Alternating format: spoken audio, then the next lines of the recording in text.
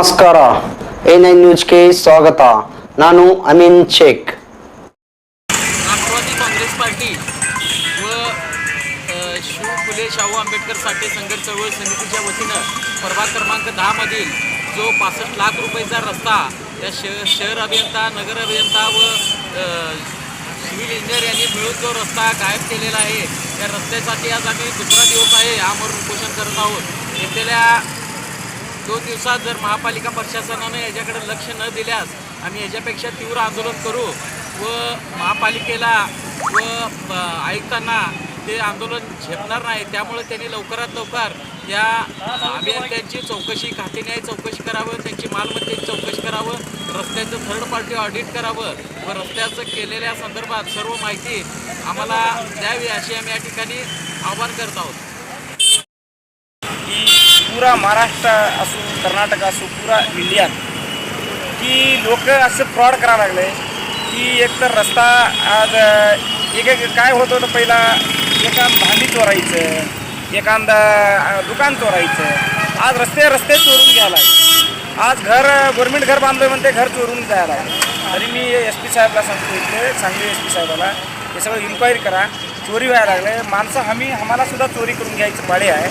त्याच्यामुळे हे रस्ते 10 नंबर सांगली वार्डमध्ये नगरपालिकावरती केस व्हावं, सगळे अधिकारीवर केस व्हावं, लोकायुक्तला त्याची केस घ्यावं देऊन आज जे तिथला लोक सरपंच आहे, आज त्याचं जबाबदारी असते. काय महानगरपालिकाचे नेते आहे त्याची जबाबदारी असते की बाबा आज जाऊन आम्ही या 10 नंबर वार्डमध्ये येतात ना, रस्ता न करता बिल काढून घेतलं आणि तिथल्या लोकांचे रस्ता होईल म्हणून हे काय त्यांचं 10चे पैसे नव्हते. हे आमच्याकडचं हे सगळं सार्वजनिकचं, कामगारांचं, परत शेतकरीचं आम्ही टॅक्स भरल्यावर हे सगळे रस्ते होत असते. काय कोण खिशातनं काढून त्यांचं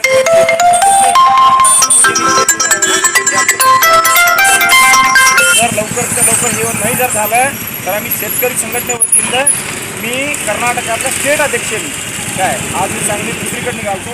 आपले मित्र बसले म्हणून आंदोलन म्हणजे आम्हाला एक खुशी काय, हे असं आंदोलन जागृत व्हायला पाहिजे लोक की असं एक चोर आहे नाही, हे सगळं असं चोरी जो करणार माणसं हे सगळं बंद व्हायला पाहिजे. म्हणून आज यांनी गांधीजीसारखं आंदोलन करायला लागलं आहे. आज एकटं माणूस म्हणून आंदोलनाला बसलं हे म्हण नाही, हे देश जागृत व्हायला हे नाही. आज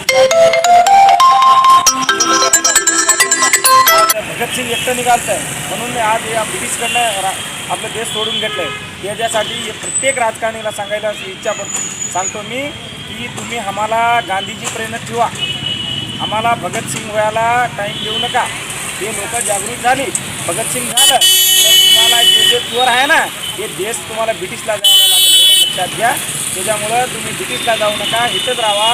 आमच्या लोकांचं आमचं टॅक्स आहे, ते तुम्हाला आम्ही पगार देतो, आम्ही पगार देऊन आमचं नोकर आहे. तुम्ही आमची नोकर, आम्ही तुम्हाला वोट घालून पगार देऊन इलेक्शनमध्ये निवडून आणून हे सगळं करतो. म्हणून तुम्ही बी सगळं जबाबदारी घ्या. हे जे अधिकारी आहे ना ते अधिकारीसुद्धा आमचं पगार खाऊन आमचं नोकर आहे तुम्ही.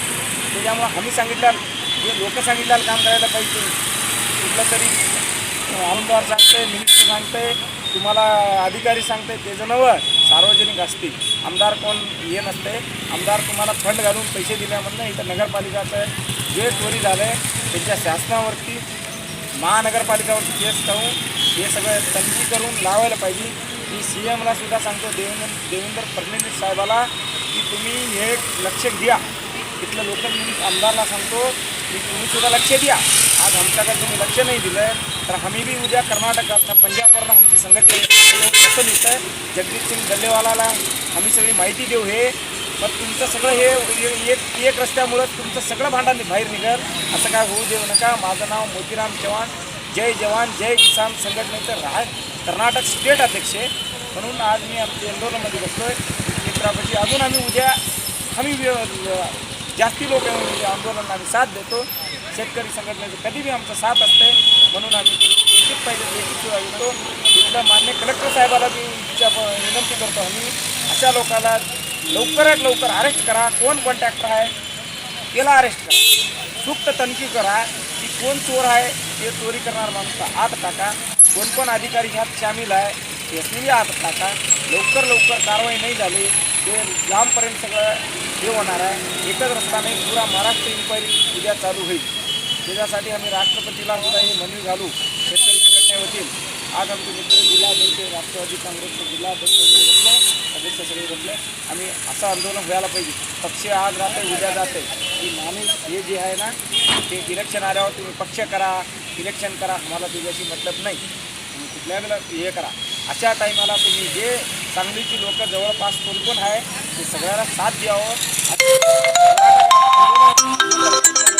बसावं म्हणून माझी इच्छा आहे. सगळ्याला तुम्हाला हात जोडून विनंती करतो, तुम्ही आंदोलनामध्ये भागी व्हा. सगळ्यांनी आंदोलनामध्ये बसा, आंदोलनामध्ये उतरून सगळी हे जागृत कामं करून घ्या म्हणून म्हणजे अजून एकदा विनंती करून नमस्कार.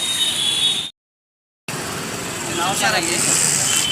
राष्ट्रवादी कामगार सेलचे या ठिकाणी आज मी जिल्हाध्यक्ष विनायक हेगडे, त्याचबरोबर कामगार सेलचे जिल्ह्याचे कार्याध्यक्ष अफजलभाई मुजावर, जिल्ह्याचे उपाध्यक्ष नितीन माने, जिल्ह्यात आमचे शहर उपाध्यक्ष अमित चव्हाण, त्याचबरोबर सामाजिक कार्यकर्ते व पत्रकार संरक्षण समितीचे पदाधिकारी या ठिकाणी उपस्थित आहेत. राजू सकपाळ, सचिन आरवाळे यांचं या ठिकाणी उपस्थिती आहे.